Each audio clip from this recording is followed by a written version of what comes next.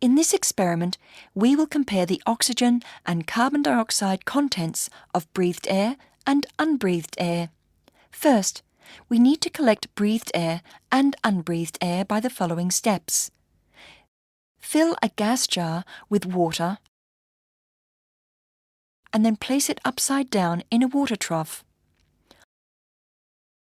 Hold and tilt the gas jar. Insert one end of a bendable straw into the gas jar. Take a deep breath and then blow into the straw slowly.